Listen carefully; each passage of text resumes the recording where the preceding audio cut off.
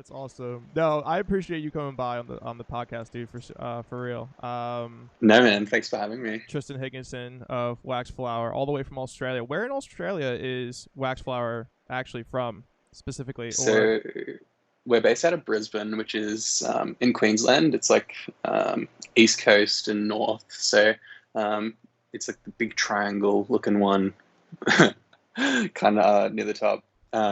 So yeah, not Sydney or Melbourne, basically. I was just gonna say The other big city. Yeah, my geography is not that great with Australia, so like Sydney is really the only one that I know of personally. My geography is not that great with Australia, so we're on the same page. Just don't ask me about America because it only goes like so far as well, and that's a little Yeah, bigger. I'm sure there's much more to remember there. But congratulations on the recent single that you guys put out with Not Alone. Yeah, thank you. That's fantastic. And then you announced the album or the debut EP to come out on April 16th Yeah. as well. We Might Be All Right. How long has that album been marinating before coming up with a release time and maybe an idea to put out a timeline for a press release and all that stuff for the album itself? So we recorded this batch of songs in May of last year. So it was basically mid COVID restrictions and stuff. Like we weren't completely sure because our studio is actually in Sydney, like where we go and record. So it's in a different state. And there was like heaps of border restrictions for like us to get down there. Basically, we didn't know if it was going to happen. Like it was changing basically every day what was allowed and what wasn't. And we had like the studio time booked like ages in advance. And I think even like a week or 2 weeks before we weren't sure if we were going to be able to get down and record. But it kind of like eased just enough to let us over the border. And then we recorded for 2 weeks and got back, and then it clamped down again. Like we were just super lucky to be able to record those songs last year, like in the middle of everything happening. Yeah, I don't if those studio dates if we weren't able to get down there, like I don't know if the EP would be coming out, anytime soon. So yeah, Wow. super grateful that we got to do it. That's crazy. Yeah, was the label stressed as much as you guys were? Because I'm sure you were ready to get in there and just get to work and really put everything into that album. Yeah, I'm sure if some like we would have had to figure something else out, but I don't want to think about what that would have had to have been. I'm just grateful that we got to go down there. Yeah, it was kind of just, it looked very suspicious, just like when we're coming back across the border, because like you need to like apply for like a border pass and stuff, and like it kind of just like looked like 5 dudes in a car like trying to get back into the like into Queensland to go to a party or something. But it was all above board. They're like, and when we were coming across the border on the way back, like they like pulled it out because they just like pull some cars across to like do like a full check instead of just like showing them the pass, and they pulled us aside, and I was like, oh, it's like they're gonna fucking get us for something, I don't know what. but here we are. They're gonna search us unscathed. Like, through. Yeah, no, that happens a lot too. We went. Imagine it's the same situation. It's 5 dudes. We went to Canada for a weekender tour, and I think we went around like 10 o'clock, 11 o'clock at night.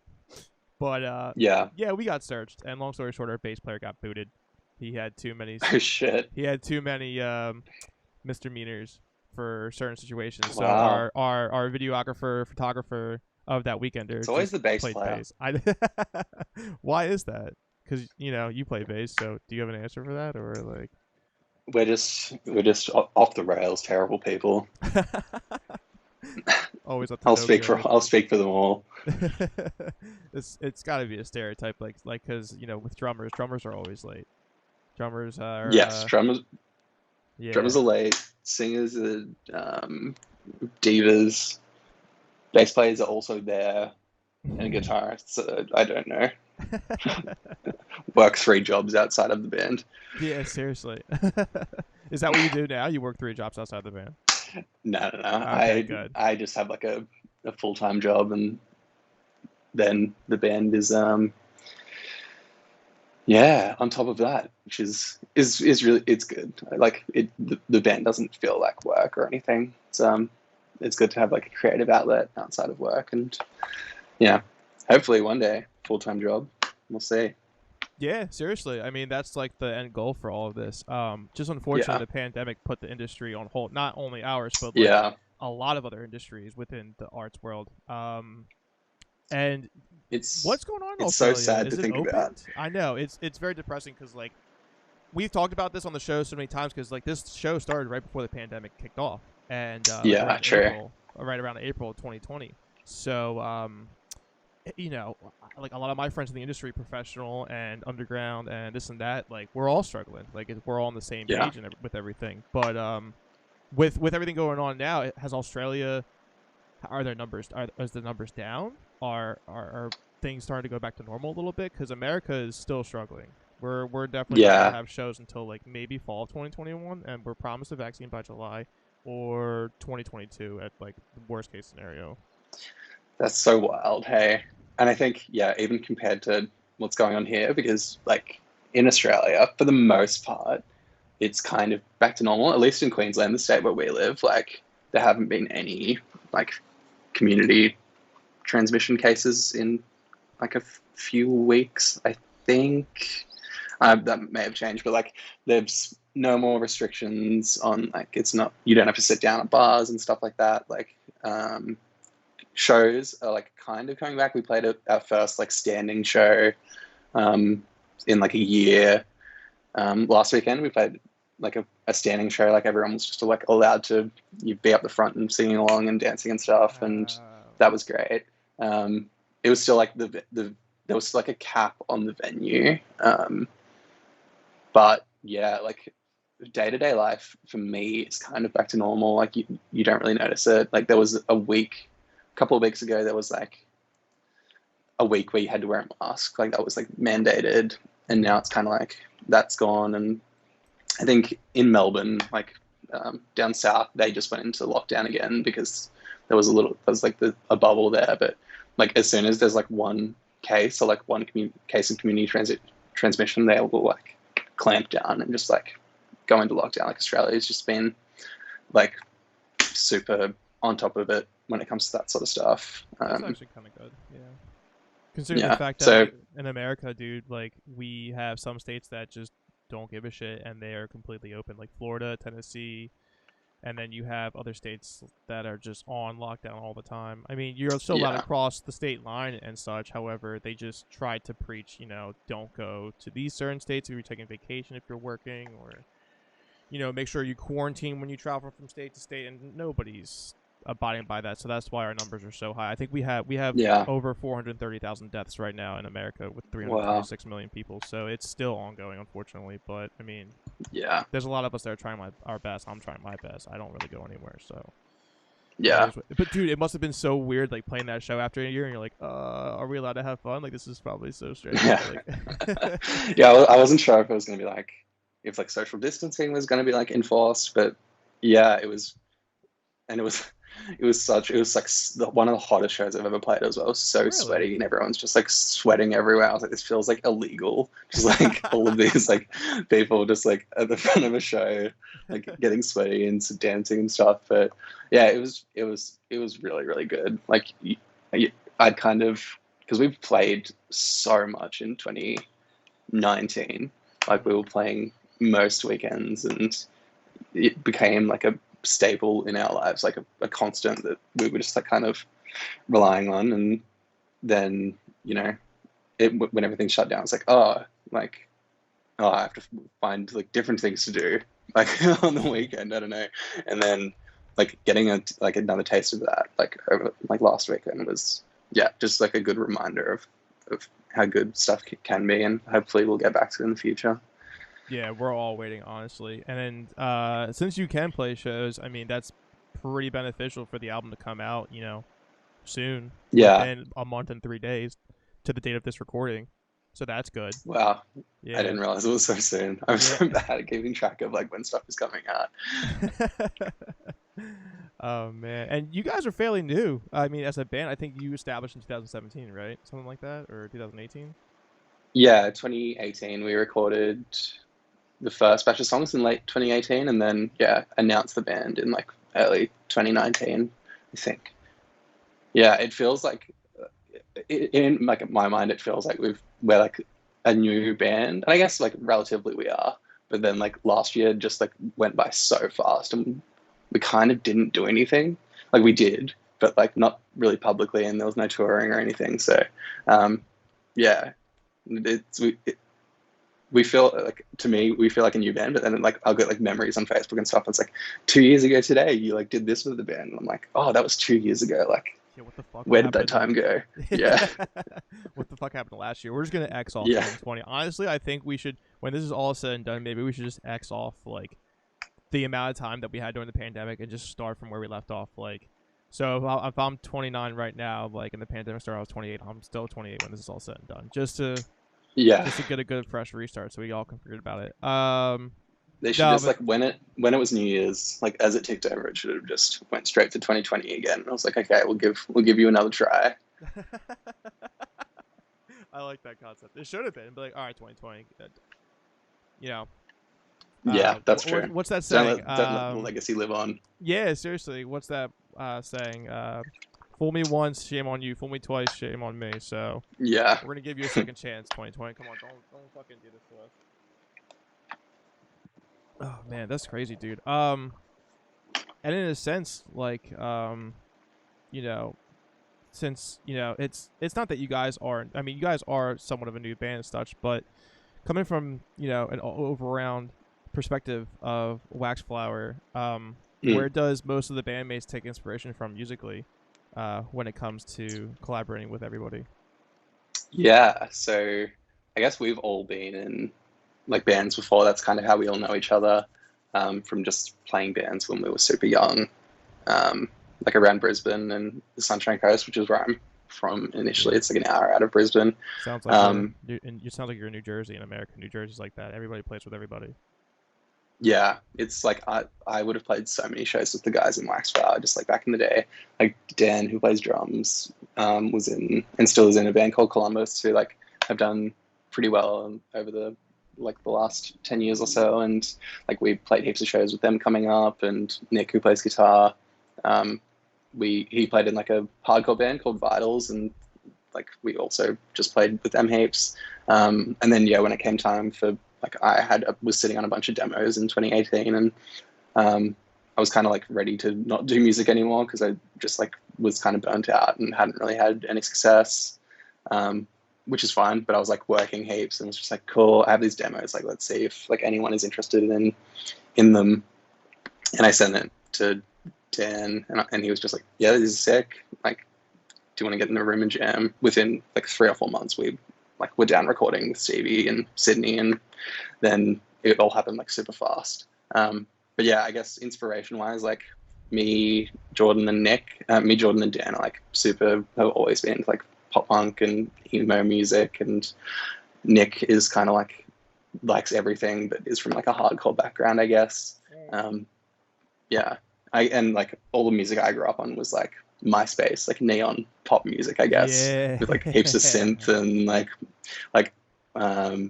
the first band, like my first band was like, instead of lead guitars, it was like a full synth basically. Like my favorite bands growing up were like Motion, City Soundtrack, and like Metro all Station, those Metro Station, Kids. Yeah, you name it. Like fucking Steven Jerzak, Nikasaur, earlier Rocket to the Moon, like all of that shit. Like I was crawling MySpace pages with my brother, like just trying to find new music. And yeah, it's like, I think some of that stuff is like, I tried to suppress it a little bit at the start of this band because I was like, okay, we're going to be like a cool band and we're going to be like a normal cool rock band. And now it's kind of like, I'm like adding random like drum loops and synth and shit, and I'm like, yeah, this is good. This is what I've always wanted to be doing.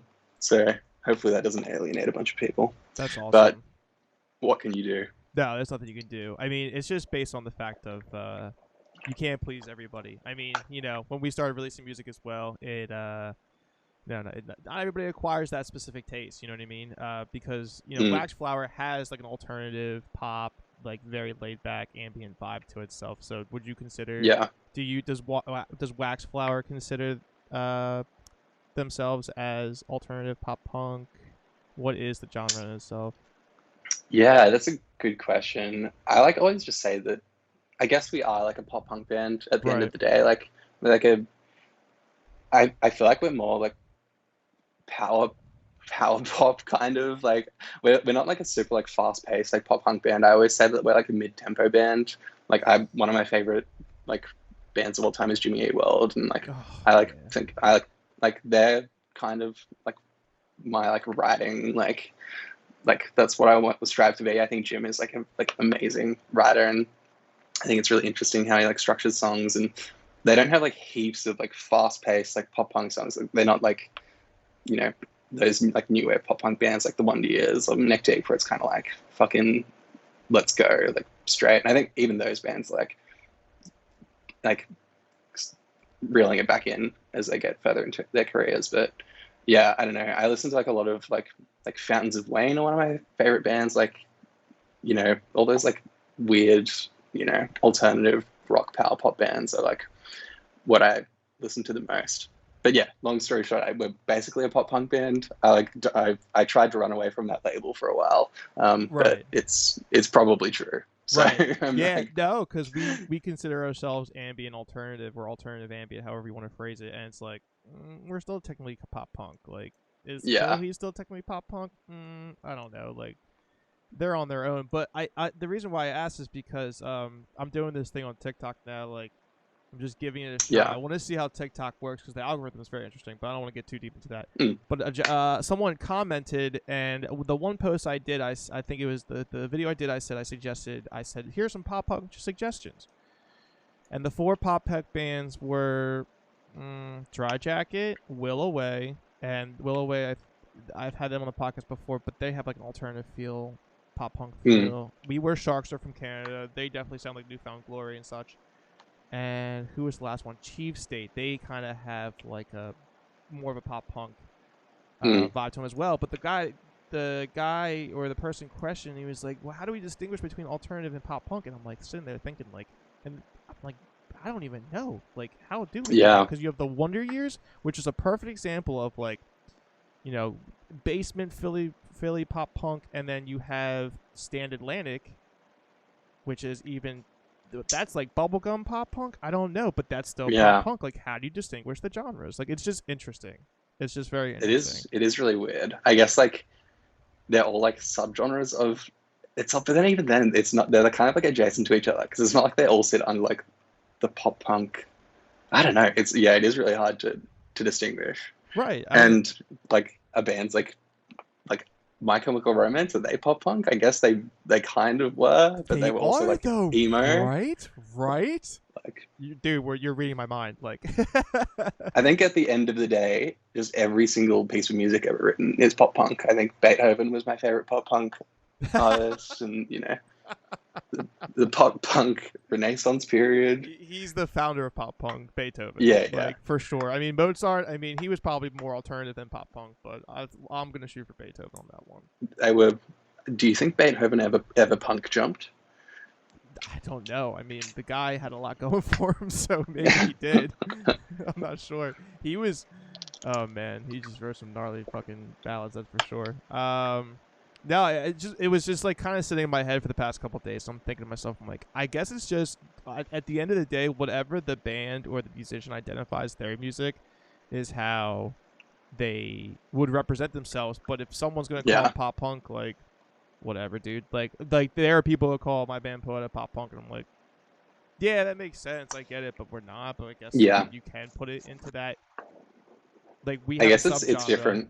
Yeah. It's different because we're so ingrained in like listening to that sort of music that it's easy to get granular on like what stuff is. But if you're like Joe Blow on the street who just listens to like the radio, like any guitar music is maybe easy to classify as like pop punk or I don't know. There's not yeah, I guess there's not that much like even on like independent radio in Australia, like Triple J is like, the big independent radio station. They don't really play that much alternative music, and I think a lot of this like a lot of it kind of gets lumped into like two categories, and it's like you're either pop punk or you're like heavy, like you're like metalcore basically. Um, Yeah, seriously. Man, remember when metalcore was like the top of its tier back in like 2005 10 through Yeah. 15, 16. That was the genre to be in. Oh my god. Much to my chagrin, as a 15-year-old playing electro pop music in community halls across the Sunshine Coast, with a bunch of hardcore bands. Oh no. You're doing your best though. That's all you can do. Because I tried the metalcore scene for a little bit. It was all right. It was just it was really aggressive. Like people were. It wasn't a community. It was more like a who's better, which band is better than which band. It was a competition every day. Sure. Like, this is fucking toxic. Like why am I here? Like, Yeah. I should just go back to my old ways and find some people who just want to build a community instead of fight each other. What the fuck is going on? Yeah. This is so ridiculous. Between everybody in Waxflower, what was the final decision being made on releasing a debut EP compared to an album? Is it because of there could be multiple ways of like questioning this, but it's like, you know, because they say singles are the new thing now to market yourselves, or to release EPs, you know, release more EPs throughout time than an albums, like release a couple EPs in a year instead of an album and like sit on that. Like, what was the final decision when Waxflower decided to come to a decision for making that debut EP instead of an album? Yeah, I guess like up until now, we had just been doing singles. Like we put out 5 singles before we put out Again, which is like the first single off the EP that's coming out. And yeah, I think like there is like an argument to be made about like singles being like the future, and I think it's really cool. You see bands who are kind of like can do it on the fly, and they might have like a producer who like lives in the same city as them, and it's just kind of like cool. Like, let's rock up this weekend and like work on something and like see what comes of it. And then there's actually a band in Sydney who we're mates with called Sinclair who do that, and like they will just like go into the studio and with their producer and just come up with some like amazing stuff, and they just do singles, and it's all really, really cool. I think for us it was a little bit different because we do like, we're like a, you know, 14-hour drive away. I don't know how long the drive is actually. Oh wow, from really the studio, and Stevie is like really, really busy and has like his time booked out for the majority of the year anyway. So it's kind of like we have to book the time in advance and then head down there. And like for me, I've always been keen to, you know, release like bodies of work rather than singles. I think it's like when I listen to music, I'll listen to an EP like front to back, or like an album front to back, and I won't often sit down and just listen to like a bunch of singles off a band. Like I will be drawn to the full body of work and want to experience the whole thing. So that's something I've always wanted to do, like with my band. And I think we didn't want to go straight into a full length just because we don't think the demand's there yet. I think like an EP is like a good middle ground to try and, you know, get more people in, and when people are, you know, itching for an album, we can supply it to them. Like, yeah, we're like constantly writing, and I think if we were to do an album now, I don't know if I know what I would want a Waxflower album to be just yet, because I just want to see what more people think of the stuff we're doing, because that's going to like feed into what the writing is like. And yeah, I'm really, really proud of this EP that we've got coming out, and it'll be really interesting to see like what people think of all the songs on it, because, you know, each of them is a little bit different. And if people are more drawn to like some aspects of it, then like, yeah, like that's all stuff that I take into consideration when I'm writing. Like even for the stuff we're doing now, like we saw what worked and didn't work from the first 5 singles, and, you know, we put that into play with this stuff. And not that that's the entire force behind writing, but it is like you do like kind of start writing for live shows and stuff like that. And like the most fun you have when you're playing live is like when people are singing along and having a great time. And like, yeah, I think I'm just trying to like facilitate that little, like try to recreate those moments in the writing. So yeah, that was a really long-winded answer. I don't even know if I answered the question, but I just agree with everything you're saying, because the fact of, I mean, it's all about the music in the beginning. Like it's definitely like the heart and soul goes into the album itself and into the songs in general. but there's also the music business side of things. And I agree with everything that you're saying completely, because if you guys want to market yourselves in a way of getting yourselves out there and you want to give them a taste of everything that you have, and you've seen what has worked and what hasn't worked. I mean, you're just benefiting yourself for a potential long run opportunity for Waxflower in itself. And I think, I'd like the content of the songs and like the lyrics and stuff like that. Like, I think that will, like, that's always, I'm not really taking that into consideration as much as I am like the overall sound of the band. And I'm not saying like, oh, this song had these lyrics and like, let's write something similar for the next one. Like, I'm still always just going to write like what I know. Like, I'm definitely not like reaching outside of my bounds, trying to like, cater to, I don't know, a certain audience or whatever. Like, right. It's more just the stuff that I've like found joy in with the band has mainly been around the stuff that people have liked, and like, it's really, rewarding for something to resonate with, someone. So if we can like foster, that feeling in someone else, then I think that's the most rewarding thing to try and write on our end, basically. Yeah, you're tailoring the songs to not only your satisfaction, but to also what the listener might appreciate, because you guys already have a love for the songs with this debut EP, which is fantastic. The songs are great. So now it's like, okay, Thanks. Here you go. Like, here's what we love. Hopefully you love it too. Like, that's the whole point of it. And like, I know people are going to love it. I haven't heard it yet. Usually I get some kind of link to hear albums early to kind of get an opinion on it before it's released. I haven't gotten that, but I'm not gonna doubt the fact that it's going to be a great EP. It's going to be something that people are probably really going to be looking forward to, and they're going to appreciate it when they get it to their ears, because there's just so many bands like, and that's the other thing too that you were saying that I really agree with, because you're not adapting to the generic sound of what's out there. Like, usually when you do that, you have a shelf life, and you see those bands like the metalcore years. Dude, there was a lot of metalcore bands that just repeated the same structure of songs and the same breakdowns. Not the same breakdowns, but you change it up a little bit just to popularize the music, and then that's it. You don't evolve from that. They just that's their concept. And then, but with Waxflower, it's completely original to the fact where the inspiration is taken from so many different perspectives that it's going to be more of a fruitful EP than something that you would be writing generically.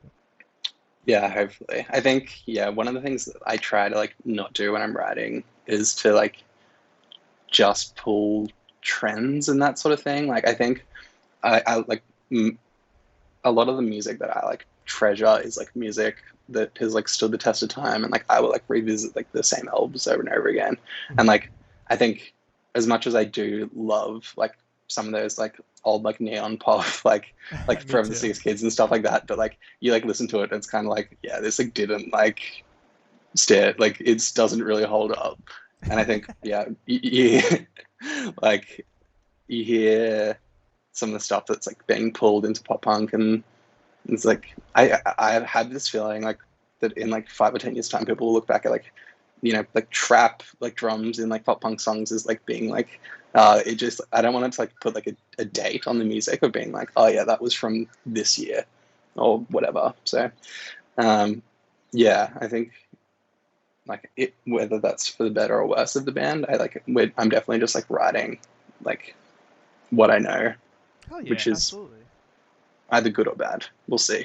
Hey man, as long as you like it. I mean, I remember when we first wrote our debut album, we just wanted to do what we liked, man, and it caught some traction, but there were a lot of people who were like, I don't know how I feel about this. I'm like, that's all right. You don't have to know how you feel about it, as long as you just want to listen to it. If you don't want to listen to it, that's fine too. But we're just gonna go out there and hang out and stuff. Have you guys ever played shows with Eat Your Heart Out, or since Caitlin featured on your single? Like, has the band ever played a show together? We opened for them in 2019, but no, we haven't played since. Again, has been out, but I would absolutely love to. I think that would be so good to do live. Like, that, because we did that in like half a day, like her feature, and it was just like we kind of didn't really know what the end of that song was going to sound like. And then it all just kind of came together in the studio, and it was like sounded bigger than I had ever envisioned it, which was like much like credit to like her and Stevie as well. Just like us three sitting in that room, like trying to knock that out was a really cool experience. But we've kind of been like arming and ahhing about what to do about that part live. Like if we just kind of have it in the backing tracks at the moment, which is a little bit odd, but it would be cool to like, obviously if we're ever around where they like live, it would be amazing to have her out, or if we're playing together. But I don't know, like getting sick. Like we're such big fans of Eat Your Heart Out, so it was really, really cool to get her on the track. So that's how you or anybody else in Waxflower kind of collaborated with her. You guys played a show together and then tried to get her to feature on the single in itself. Yeah, there was actually so we had played together, and the A&R guy from Rude, Daryl, he actually manages Eat Your Heart Out. So like we kind of had an in there. We just messaged Daryl. I'm like, hey, would Caitlin be keen? Just like do like a Hail Mary, and I'm like, yeah, she was. So like it all just kind of happens. Yeah. No, it's all who you know. It really is. That's another thing that people need to understand in this industry. It's sometimes it's all who you know. Like when we recorded our debut album, our producer Bruce, God bless his soul, he's out in Cali now. Pop artist, he's doing a lot of cool shit. I wish I could have him as our producer full time, but whatever. He's got to do his thing. But he hooked us up with management. Management hooked us up with a label, CI Records out of Lancaster. They have August Burns, Red, Texas in July, Carousel Kings, yada yada yada. It's all who you know. Wow. The only reason why I knew him is because we grew up together, not like knowing each other, but like we knew we were in the same scene in a sense, except he's a little bit older than me, so he's already had the experience. So when we recorded with him, I was like, if you like us, could you like shoot us a shot at some place for management or a label? Because we're itching, man. And he's like, oh, hell yeah, I'll do that in a heartbeat. I was like, all right, sweet. So sometimes it is who you know. So that's good that A&R rep was able to just be like, you know what? Put her on the song. Let's go. It's people like ask the question of like, oh, like what's the best like way to position my band to like have success? And like, not that I'm like we've had a little bit of success. I can't speak as like an authority. We definitely are a successful band. But like it is like there's so many parts that have to come together for that stuff to happen. Like if I think back on like the stuff that we've done, and like we've been like, for one, we've been extremely lucky, but also like there's just a lot of like things that have to line up, like even just getting like 4 dudes to have like like to think about money together is like a harder ask than you would actually like you would ever think. Like it is like a little bit of a business, like, and we're really lucky that we have like everyone in their band has different roles and kind of is able to contribute in that way. Like I like do most of the writing, and Nick is a professional videographer and shoots all of our videos. There you go. And promos. Jordan is an accountant, like he's a full-time accountant by day, and like he does all of our books. And Dan is like, he's an artist manager and super connected. So I think for me, like I'm a really introverted guy, and like I am not like I wasn't going out there networking when I was like playing shows as a kid, and I didn't like I did a little bit, like I used to do merch for bands and stuff because I'm a graphic designer, and like that's like how I got started doing merch for like with Con and some of those bands, and then I kind of pulled on those a little bit, but if Dan wasn't in the band, I think like we probably wouldn't have been given the same opportunities that we were given, just solely because he was like a networking, like he was just working so much when he was younger, and like has so many people to pull on. I think there's so many things that have to come together, and just like thinking about the stuff that we've got to do, like if I wasn't in the band with the people that I'm in the band with, like it's hard to think that stuff could have happened. So but I think at the end of the day, like if you're writing good music, that's like the first thing. Like you can't do everything else first. You have to like, the music has to be good first. Correct. Before you can like, pull on any of that other stuff. Yeah, there's no way. Does Dan run socials too? Dan does run the socials. He does. Him and I relate a lot. Yeah. Drumming, socials, networking. Yeah. I know what it's like, Dan, if you're listening. It's a fucking, it's fun, honestly. If you have that personality and you want to go out and like talk and hang and stuff, like that's cool. Like I was always that kid trying to be at shows, local shows, more so in PA than Jersey, because I am from PA, from Pennsylvania. But yeah, when we were on Warped Tour, dude, I was like always on at a barbecue or hanging out backstage, like what's up, like just fucking chilling. Like there's so it's just you want to make friends in the meantime and have a longevity within this industry and probably get advice from it. I'm sure he's gotten so much advice from so many people that he's met who have experienced it all. So that's also another thing too that you kind of like learn from it, is just you already get the information and the knowledge of someone who's been through it all and has the experience for it. So I'm sure he took that into perspective too. Yeah. All in all, for Waxflower, when the EP does drop April 16th, what's the plan on going from there?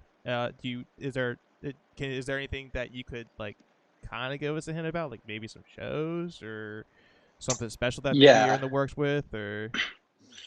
We're definitely looking at like, we want to do something cool for when the EP comes out, maybe like a, listening party or something in Brisbane, just for like people around, like our close mates and like fans in Brisbane, which would be like something that I've never been able to do in previous bands, and like just like actually having a celebration for like a release of the music. I think that's something that you don't really get with doing singles. It doesn't feel as big of a like an undertaking as doing a full EP and being able to put something out into the world that has physical copies and has a little story to it, like then and then definitely shows, basically, if everything goes to plan. We have stuff in the works, but the situation is still changing in terms of like restrictions on venues and stuff like that, so it's all still kind of up in the air a little bit. Like it's definitely going to happen. When it happens and where it happens is still to be seen.